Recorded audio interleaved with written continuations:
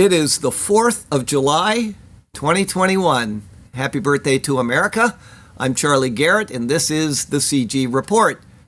Dear Black America, you are being lied to. That and a lot of other things to go over on today's report.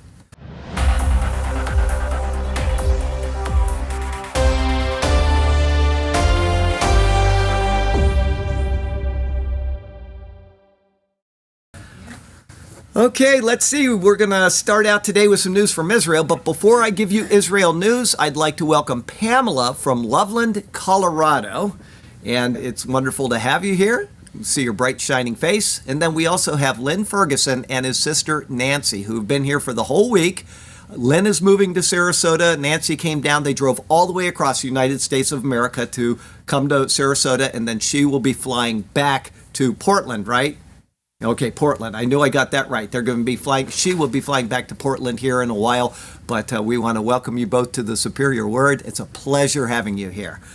And then one more thing that I should do before we actually get into the meat of the report is call my wife up here. I put on a bandana this morning, and it was obviously patriotic. And I didn't know my wife would show up and have a bandana on. And some people online said, you have to show us your wife. And so they all said hello to you and etc. But there, she's got her little hippie bandana on. Good job. All right, so there you go with that. And I have to tell you, a lady, I called her yesterday to see how she was doing.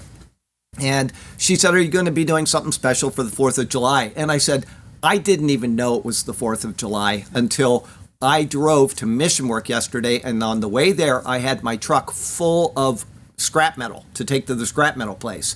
And the scrap metal place was closed. Yes, all that work. And so I had to go to another place that never closes.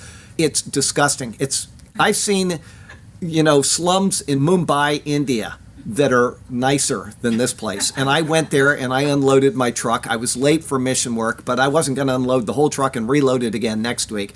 But there you go with that. I didn't even know it was the 4th of July this weekend. They what? Yes, I did. Yes, I did. So I work 7 days a week. And I don't pay attention to what is coming unless it's on a calendar that shows up on my computer. And I didn't put the 4th of July is coming. So I apologize that we have nothing other than a bandana. Okay, we got some news from Israel today, from the Times of Israel. Amid uproar, U.S. denies change in policy recognizing Golan Heights as Israeli. Okay, there was this report that came out that says Biden is going to change his policy on that. The U.S. State Department denied that the Biden admin planned to rescind recognition of Israeli sovereignty over the Golan Heights. U.S. policy regarding the Golan has not changed, and reports to the contrary are false, said the State Department. Having said that, I think they probably put that out there to make them look better in Israel's eyes because of their complete lack of support for Israel in many areas in the past few weeks. It had to be a false flag coming out of the White House, because why would somebody say otherwise? That's just what I think. I could be completely wrong, but it just smells a little bit to me. But they are not changing their policy on the Golan Heights at this point. From Ynet. Biden hosts Rivlin, the previous president, at the White House, says Iran will never get a nuclear weapon. Biden hosted, well, that may be true, but it will have nothing to do with Joe Biden. I can assure you of that. Biden hosted Rivlin at the White House as the latter made his final foreign trip as president of the State of Israel, telling him Iran will never get a nuclear weapon on his watch. Yeah, the two were to hold a broad discussion about U.S. efforts to re-enter the Iran nuclear deal and Israel's formation of a new government. Israel and the Arab states have expressed concern about U.S. efforts to re-enter the Iran nuclear deal due to fears that it may eventually allow Tehran to acquire atomic weapons. Biden told Rivlin that the U.S. and Israel shared the same values of democracy, and U.S. support for Israel is ironclad. And my thought is he is our own Neville Chamberlain. That is what I think about our president. From I-24, letter signed by 73 House Democrats calls on Biden to reverse Trump's pro-Israel policies. 5 years ago, you wouldn't have had one person in the House sign that. Not one. We have 73 Democrats now wanting to change that. That shows you how quickly things are changing. It used to be unanimous support for Israel on both sides of the aisle and in both houses and in the White House. That is no longer the case. Let's see here. Including his peace plan to resolve the Israeli-Palestinian conflict. They want to just reverse everything. The letter sent to the White House urges to Biden to refer to Israeli settlements as illegal under international law and to Gaza and the West Bank as occupied in official U.S. documents and communications. We urge you to reverse the previous admin's abandonment of long-standing bipartisan U.S. policy. The letter states, signatories to the letter include 7 committee chairs and 7 Jewish Democrats. Liberal pro-Israel group J Street thanked the, my comment, vile Democrats for the letter in a statement. This letter from a significant portion of the Democrat caucus, signed by a number of House committee chairs and leaders, sends a critical message to the Biden admin that it can and should do much more to help undo the damage caused by President Trump and to stop the ongoing deterioration of the Israeli-Palestinian situation. Trump upended decades of official U.S. policy regarding Israel during his term, including moving the U.S. Embassy to Jerusalem, recognizing the Golan Heights as Israeli territory, and declaring that the U.S. no longer considers Israeli settlements in the West Bank to be illegal. The letter makes no mention of the historic Abraham Accords brokered by the Trump admin that normalized relations between Israel and the 4 Arab countries. Well, if you remember from previous administrations, every single one of them, Bill Clinton and then Obama and then who was before that? Bush, Bill Clinton, Bush, and then Obama, all of them said that they were going to do the things that Trump said he was going to do. Yeah. He did them because he is a man of integrity and a man who keeps his words. The rest of them just lied to get elected. And so there you go. They want to undo what was said to be done by all of them anyway. He just fulfilled the promise of all those weak presidents from all Israel. Bennett tells children to get vaccinated or face limitations. This is the new prime minister in Israel. With masks back on indoors and a full-on campaign by the government to get 12 to 15-year-olds vaccinated, Bennett made a direct appeal to young people indicating that future lockdowns are contingent on them getting vaccinated. If you do not want to have limitations, go out today to get vaccinated, he said. Talk to your parents and get vaccinated. From Arch Shiva, Bennett, it is a crime. Now he's saying this facetiously, but he's saying it as intimidation. Bennett, it is a crime to not get vaccinated now. He's treating his own citizens, his first week in office, as criminals. Zero Hedge. Israel sees explosion of cases in vaccinated patients caused by Delta variant. Didn't do him much good, did it? Hindustan Times. About 50% infected adults in COVID-19 Delta variant outbreak in Israel are fully vaccinated. 50% of them.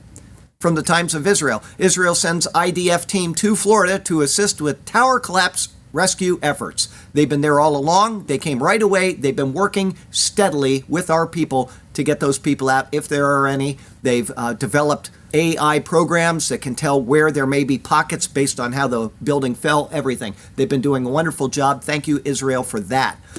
All right, now some news concerning the state of Christianity today.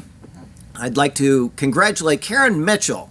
She is completely caught up in the Torah series. She's gone through all of Genesis, Exodus, Leviticus, Numbers, and she's caught up with us currently in Deuteronomy. She says she will now be able to watch the next sermon live. If she's here, welcome to you, Karen, and be up to date with your congregation. Wonderful. That is a huge achievement, and I applaud her for that.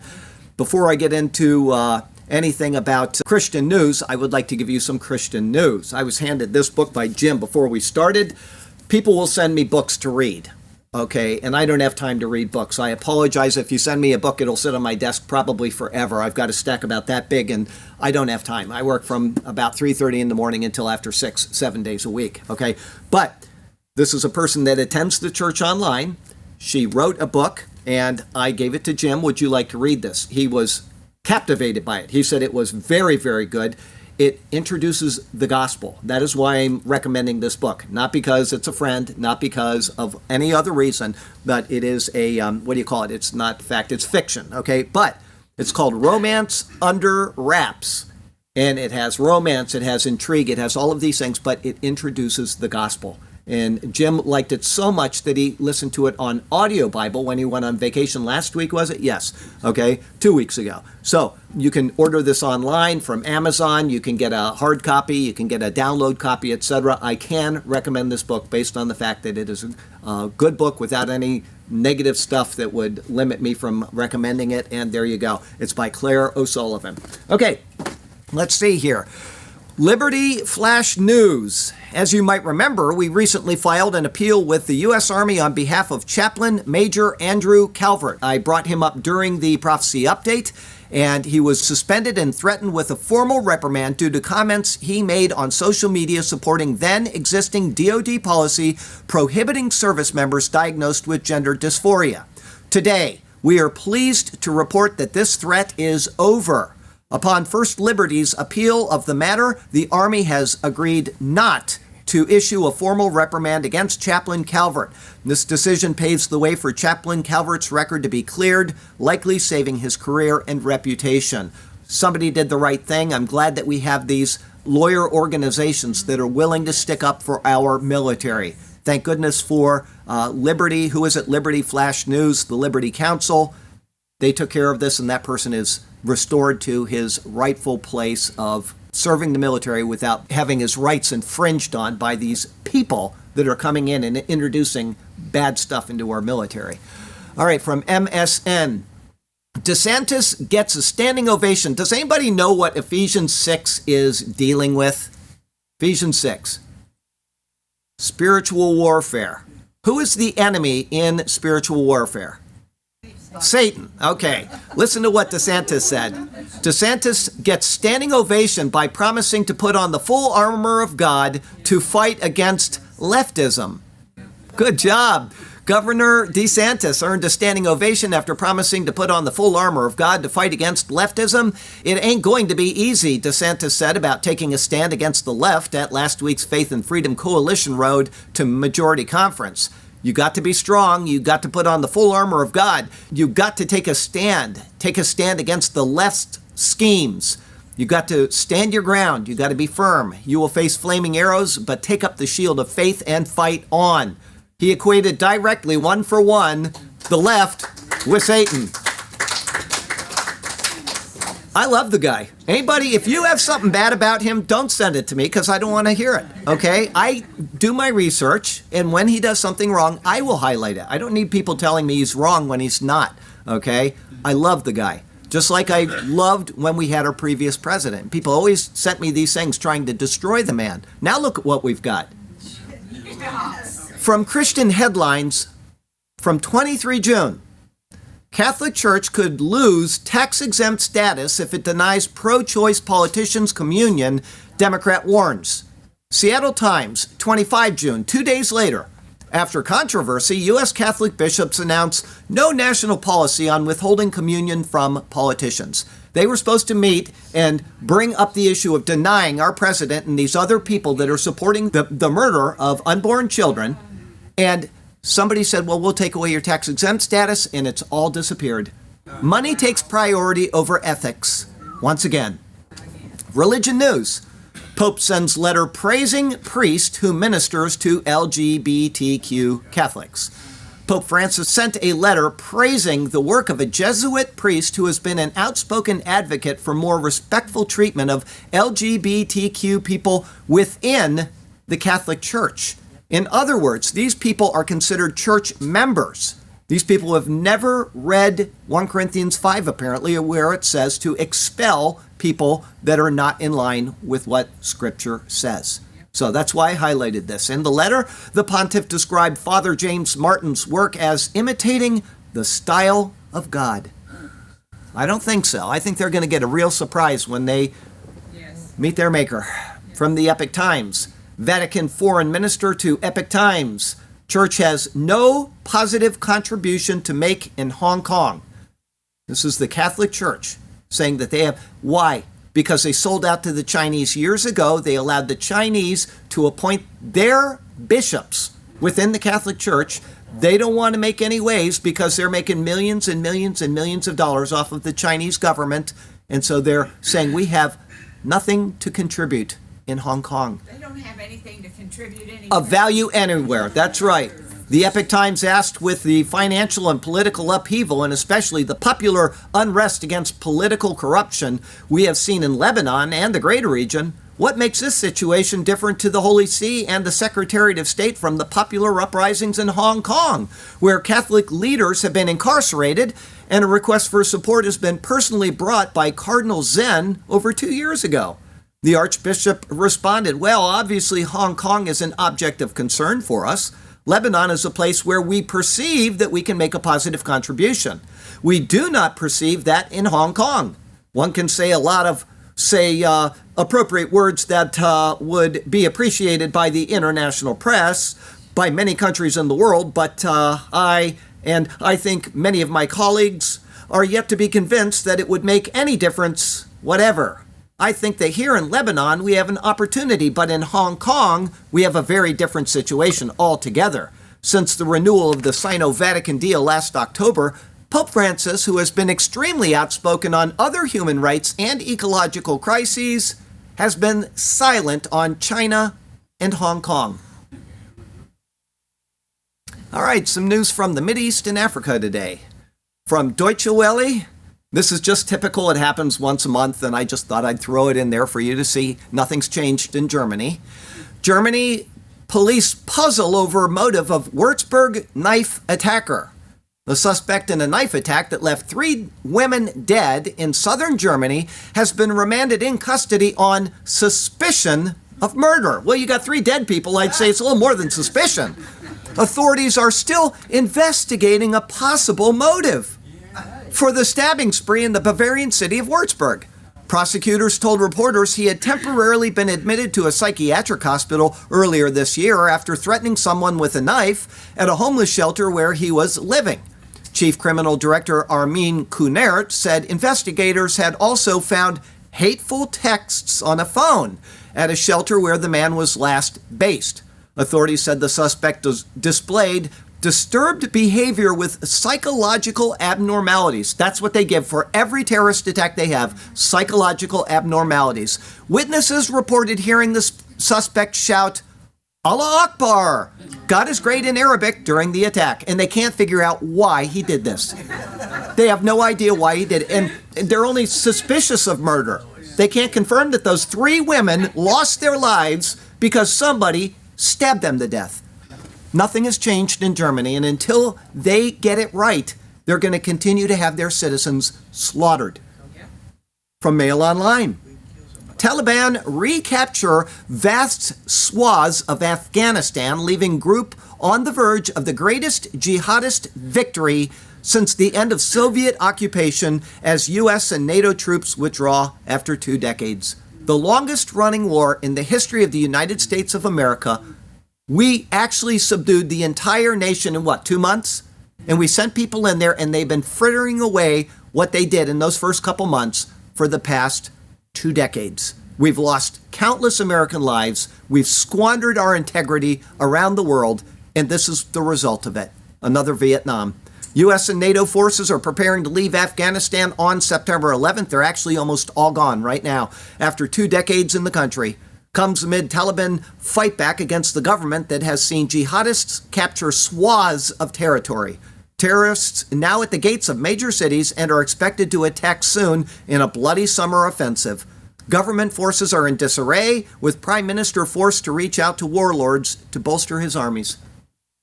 All that American sweat, money, time, and lives wasted. You wonder why Donald Trump did what he did when he was president, by getting our people out of places like that. Endless wars, he called it. Zero Hedge. Blinken urges allies to repatriate and rehabilitate foreign ISIS terrorists held in Syria. These people were in their countries. They went to Syria to fight against the objectives of the countries that they were given the benefit of living in. And now this guy Blinken wants them to take them back into their countries and repatriate them, dictating to them that they should do this. Secretary of State Blinken actually called for ISIS members held in prisons across Syria to essentially be let go to their home countries, often in Europe. He applied the words repatriate and rehabilitate to literal ISIS terrorists and their families.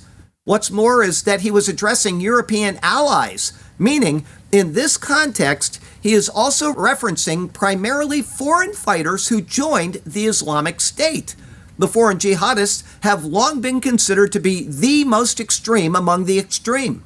Another irony on top of Blinken lecturing allies that they must receive their foreign fighters back home is the fact that on Sunday night, the Biden administration ordered airstrikes actually targeted Iraqi and Syrian militia groups that actively fight remaining ISIS terrorists in the region. This is the state of what's going on in the world with our president and his administration right now. We're a laughingstock to the world, and we're a disgrace to the nation's principles that we've held all these years. From Yahoo, Imran Khan, he's the Prime Minister of Pakistan. Imran blames women's clothes for rising rapes in Pakistan. Yes, Pakistan Prime Minister Imran Khan continues to blame women and what they wear for the rising incidence of rape in his country.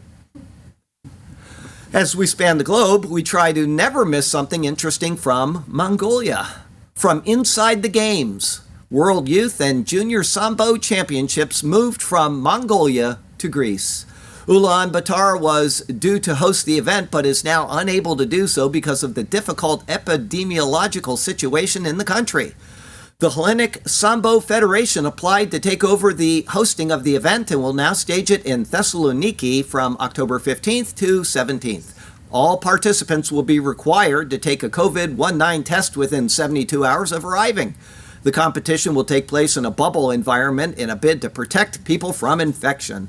Officials from the International Sambo Federation will be able to call upon the experience of the 2020 World Championships in Serbia, which went ahead under similar circumstances.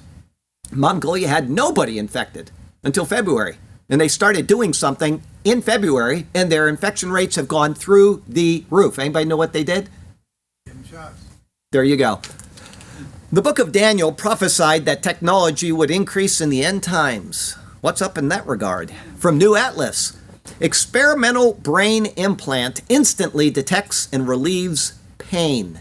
This could be good, it could be bad, but the good, I think, may outweigh the bad in this case. Listen, and maybe you'll agree, maybe not. I don't know if I'd want anything implanted in my brain, but we'll see. Researchers from the New York University School of Medicine have developed a brain implant designed to detect pain sensations in real time and deliver bursts of pain-relieving stimulation. There's no drugs or anything, it's just like a shock or something. The device is still deeply experimental, but a new proof of concept study demonstrates it working effectively in rodent models. The system is called a closed-loop brain-machine interface. These devices have previously been explored for detecting and treating epileptic seizures, but this is the first time the system has been used to treat pain. The experimental device interfaces with two brain regions. An electrode array detects and decodes pain signals in the anterior cingulate cortex, while an optogenetic system stimulates pyramidal neurons in the prelimbic region of the prefrontal cortex to provide pain relief. Now, I want anybody here to try to read what I just read and do as well as I just did. This creates a real-time neurofeedback loop, suppressing pain as soon as it arises. Jing Wang, senior author on the new study, says the automated nature of the system reduces the risk of overuse and tolerance because subjects have no control over activation of the pain relief. It's not like you're pushing something saying, I need more morphine or something like that. It's not like that at all. Plus, as the system focuses on inhibiting pain processing in the brain, it shouldn't be tied up with the opioid reward regions known to cause addiction problems. In rodent tests, the researchers report the device effectively detected pain sensations 80% of the time. This included a variety of different kinds of pain inputs, from mechanical or thermal pain to inflammatory and neuropathic pain. The system was also effective at inhibiting a number of sensory and behavioral pain responses in the animals, suggesting it was indeed offering acute pain relief. One test, for example, showed the animals withdrawing their paws from a source of pain significantly more slowly with the implant switched on. This indicates the intensity of pain sensations are reduced by the device. So it doesn't affect you because you're not interfering with anything. It goes directly between the pain and the sensing. There's nothing secondary in it. But the thing that worries me is that we are given pain for a reason. When I put my hand on something hot, my hand withdraws instinctively because you don't want to melt your skin. If you leave it on too long, it'll start melting.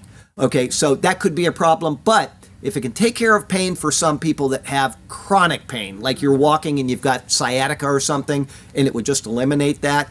Listen, I had sciatica for a year and a half, and I don't care if I stood, I walked, I slept, I sat down, I ran. It didn't matter what I did. It hurt. It was the worst pain I personally ever had, I think. Maybe not. Maybe the toe got infected one time. But I will say that I carry a leaf blower once a week. I carry it actually several times a week, but at the mall I do it for a couple hours every Wednesday. I blow off an entire parking lot. And when I had my sciatica, I couldn't carry it on my back. It was impossible because my back couldn't take the pain. And so I carried it at my side, and I wore polyester pants, work pants, and I melted them into the skin on my leg, and it hurt less than wearing that thing on my back. So I want you to know that if you got sciatica and you can do something about it like this, I would do it. I never want to go back to where I was, and a couple people in here have had sciatica, and you know what it's like. It's terrible. Mail online. Would you try terrifying weight loss device that uses magnets to clamp your teeth together and helps drop 14 pounds in just 2 weeks? I got some hands up. Yes. Listen to this. Jaw-dropping device created in New Zealand uses magnets and locking bolts. In trials, participants using the device lost an average of 6.36 kilograms or 14 pounds in 2 weeks. Its makers say it's a less invasive treatment compared with weight loss surgery. Now imagine that. Imagine that. You're clamping your teeth, and so you actually have to go, just to take a bite. There you go. 14 pounds in 2 weeks. We have somebody in here, I'm not going to embarrass him by name, but we have somebody in here right now that twice a year fasts. He does not eat a single bite for 2 weeks. All he does is drink water. He will fudge 2 times during that fast, and it is called the Lord's Supper. He'll come up and participate of this. He loses at least 14 pounds in that time frame. He's doing it right now. I don't want to embarrass him. He's over there. Anyway, he's doing it. He can't eat anything, and yet he goes out and he does all of his regular stuff, and his body heals itself by these fasts. If he's got something wrong, it actually heals it because your body is taking all the bad poisons out of you. I personally couldn't do it. I like bacon too much. Speaking of bacon, the Caroline Nut Company Bacon Ranch Peanuts. Okay, 3 of these were sent to me by Arlene. She attends online. She's a wonderful human being. She sent these, and I said, I'm going to share them with the church. We have some for lunch today, but whoever gets the question at the end of the sermon today gets the Carolina Nut Company Bacon Ranch Peanuts. Now, I want you to know, it says this. Allergen alert. Listen to this. Peanuts, right? This product is manufactured on equipment that processes peanuts. They're worried that you might get peanut infection from the peanuts. It's a dangerous world, including the inevitable plagues the book of Revelation prophesies of. Let's see how that's developing. From CBS, Pacific Northwest bakes under once-in-a-millennium heat dome. What's important about that? Once in a millennium. It's not unprecedented. Now, I got some people that are there right now still suffering. I saw some comments before we started today.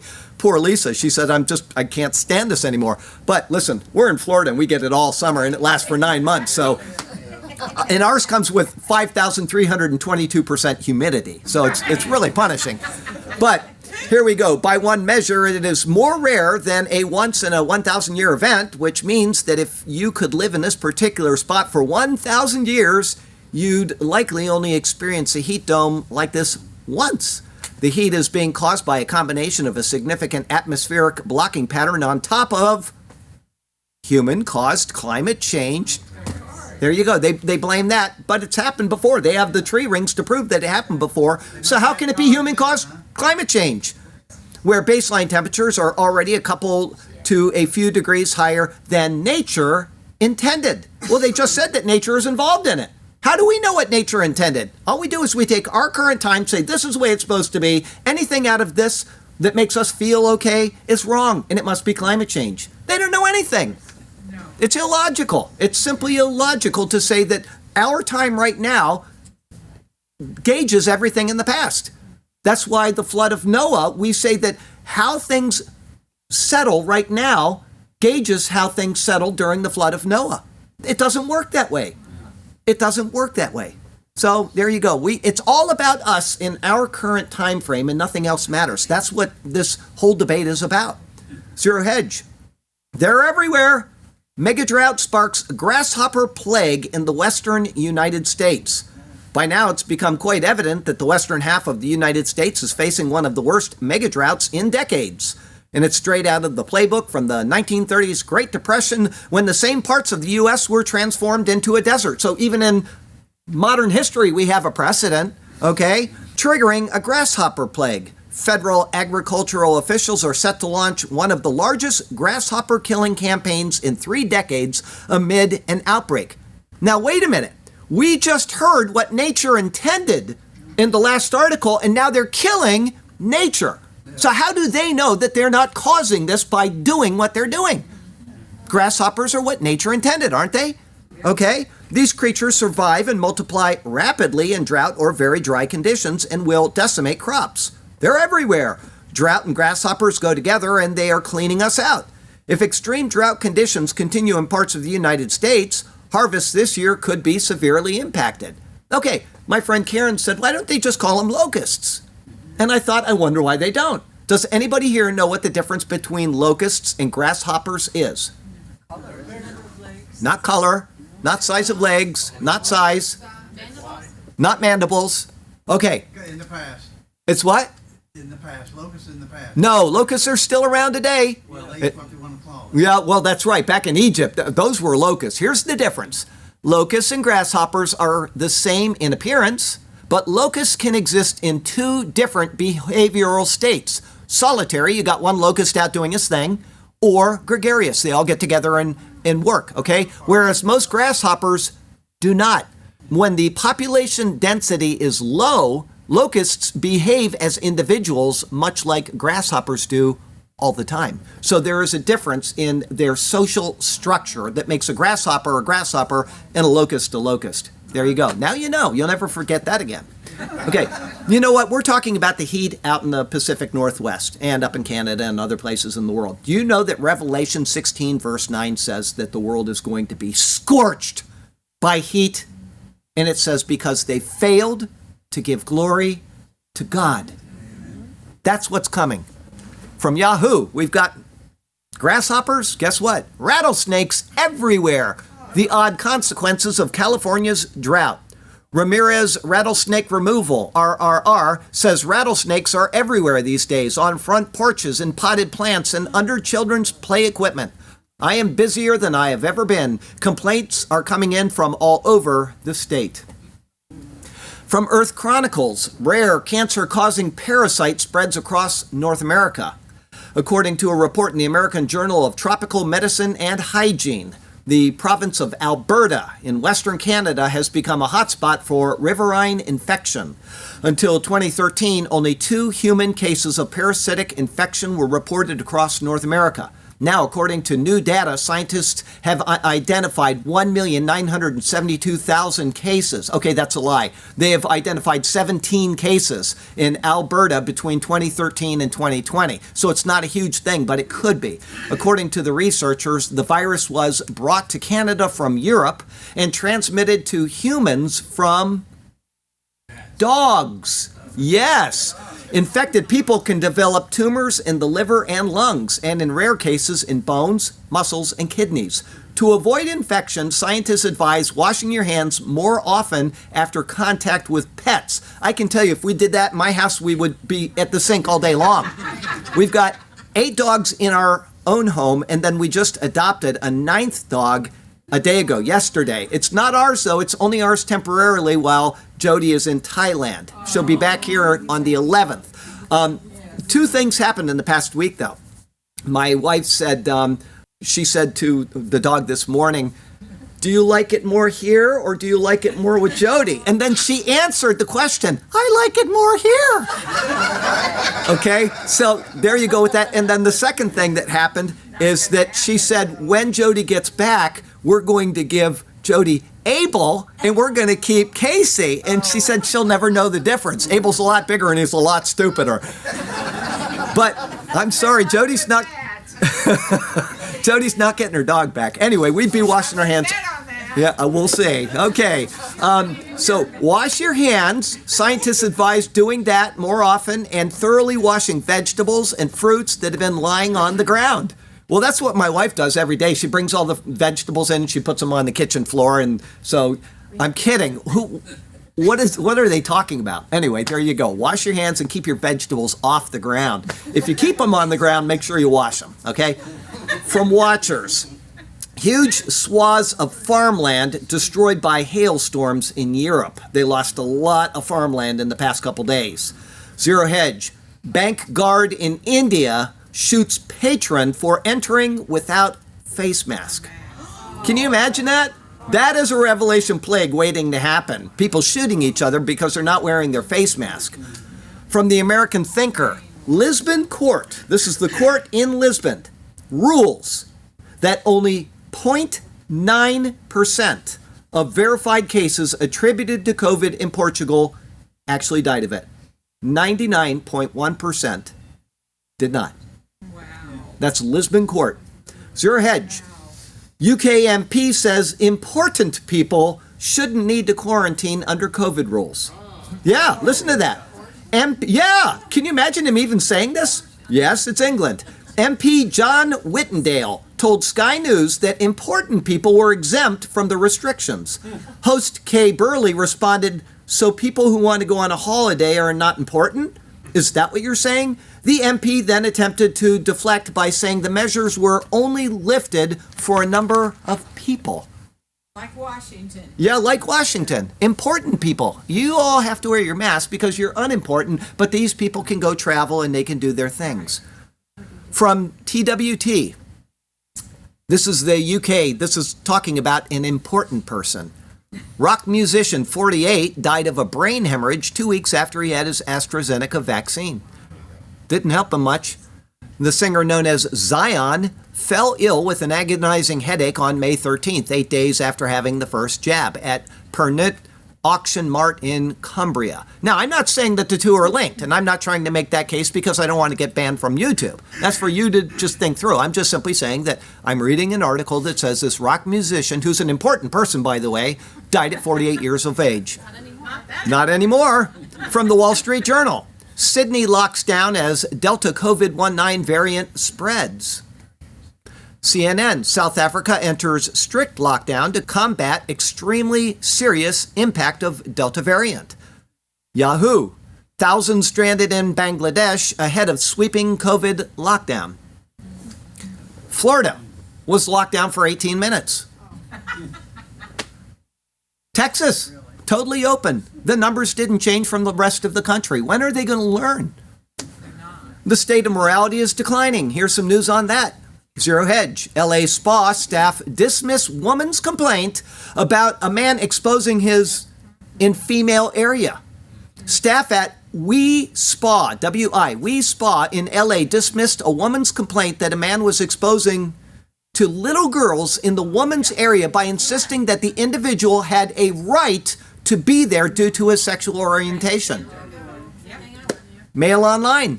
Furious parents slam Tacoma Middle School teacher for handing out flyers telling children they can have an abortion at 11 without parental consent and buy condoms at any age. Associated Press. Miss Nevada USA title won by transgender woman for first time. The entire state of Nevada does not have one woman that is not transgender that can win the title. USA News. FBI infuriates many on Twitter after raising pride flag on its building. Pride flag on the FBI building. Breitbart. European Parliament adopts text proclaiming abortion a human right. Yeah, what about the human that didn't get his or her rights? Zero Hedge. Hungary told to repeal law banning LGBT promotion to children or else leave the EU. I'd be like, we're out of here. From Mail Online. Biden marks Pride Month by naming a global envoy on LGBTQ rights and designating Pulse nightclub as a national memorial. From The Hill. Biden, Pride is back at the White House. Breitbart. Biden, bullying transgender female sports bans ugliest, most un-American bills I've ever seen. He's saying that the states that ban transgenders from competing in sports are un-American and ugly. People that want to hold to the morality that they were raised with. So this is the state that's going on in the world today. I may get banned for saying these things. All I'm doing is reading articles. These are the people that are doing these things. From The Blaze. The NFL on Monday joined the rest of corporate America in marketing to LGBT Americans for Pride Month with the release of a new commercial declaring that football is gay, lesbian, queer, transgender, bisexual, and a whole bunch of other things. Your football. Not mine. Yeah, not mine for sure. Some other news from around the world, and please be sure to check out the Superior Word sermons as well. We hope that they will bless you. From Zero Hedge, Jason Whitlock. Dear Black America, we are being lied to. And Jason Whitlock is black. Okay. Dear black people, we are being lied to and set up. The MSM, Democrat politicians, social justice activists, and perhaps even your church pastor have led you to believe America is in the midst of a racial conflict similar to the Civil War and the Civil Rights Movement. They have pitted us against the Proud Boys, the KKK, rural militia groups, and Trump supporters in a made-for-TV race war. Just 5 years after Obama completed 2 terms as president of the United States, we're supposed to believe America has been overrun by violent white supremacists determined to reinstate segregation, Jim Crow laws, and maybe even slavery, all which were Democrat, by the way. Yes. Just so you know that. Okay? Evidence of this massive wave of 1920s style bigotry amounts to 3 things. 1, Republicans want all voters to show a government-issued ID. 2, on January 6, unarmed Trump supporters crashed the Capitol and took pictures inside Nancy Pelosi's office. 3, across the nation, police kill on average 250 black men and 450 white men per year. Oh, I almost forgot. There's a 4th piece of evidence. Colin Kaepernick failed to land a job as a starting quarterback after upsetting a large segment of football fans by taking a knee during the national anthem. Those are the main smoking guns proving that white supremacy is the most dangerous domestic threat to America today. People going into the Capitol, which was wrong in some of the instances, but a lot of it was instigated by informants. We know that now. They found 1 gun out of all of the people in the most heavily armed nation on the planet. That is their justification for saying that we're all a bunch of terrorists, is that they found 1 person with a gun. Probably forgot he had it in his pocket, and there you go with that. Okay, well, we'll go on. George Floyd, a habitual criminal and drug addict, remember, this is a black guy writing this, is the crispest attacks of this raging race war. He is our rallying cry and hero. It's a setup. We're being used as decoys and distractions in a war that has nothing to do with race. The real war is about global power and the future of America's system of government. This country's elite, global citizens, and corporations prefer communism over capitalism and democracy. They prefer China's system over our system. There's a reason black and brown people across the globe fight to get into this country and excel when they do. They love the American tree and the fruit it produces. Now, I'm not going to read the whole article. It's about that long, but go read it if you want. It's a very good article. I will tell you that if you're black and you go to China, you will not be treated the way you are in America. I can assure you of that. I've been in the Orient. I've been all over the Orient. I spent 9 years, 4 months, and 15 days in the U.S. military, and 9 full years to the day was in the Orient. I know how they treat black people over there. It's not the way that America does. We had a president. We've had governors and senators and representatives, and every possible position of leadership in this nation have been black Americans. And we're told that we're racists. Right. From Fox 5. National Archives Racism Task Force says our own rotunda The National Rotunda is an example of structural racism and knocks the Founding Fathers. Some examples of structural racism were provided in the summary of the report, including legacy descriptions that use racial slurs and harmful language to describe BIPOC communities, which includes actual racial slurs alongside terms such as elderly, handicapped, and illegal alien. You can't call anybody elderly anymore, which is good because I'm getting there quick and I don't want to be called that. Can't say handicapped, can't say illegal alien anymore. The task force suggests ways to reimagine the rotunda, including staging dance or performance art in the space that invites dialogue about the ways that the United States has mythologized the founding era. The report also calls for trigger warnings to be put in place with historical content to forewarn audiences of content that may cause intense psychological and physiological symptoms. They want you to be warned when you go into the National Rotunda that you might be offended. The task force's report also calls for a change to language on ourdocuments.gov. Ourdocuments.gov features transcripts and historical content of 100 milestone documents of American history, but often uses adulatory and excessive language to document the historical contributions of white, wealthy men. The report reads, before taking aim at Thomas Jefferson. This is the world that we're living in because they are communists that are in the government right now, and they want this nation destroyed. They don't care how it happens, and if we can fight each other to death so that they can become the model of communism that we have worked and sweated our lives to stay away from for the past 200 years, they are going to do it.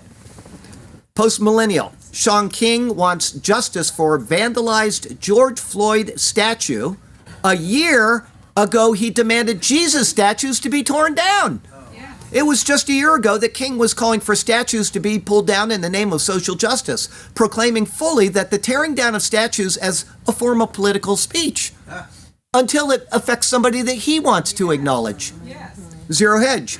Portland police reassure Antifa that man shot by police was white to avoid a riot.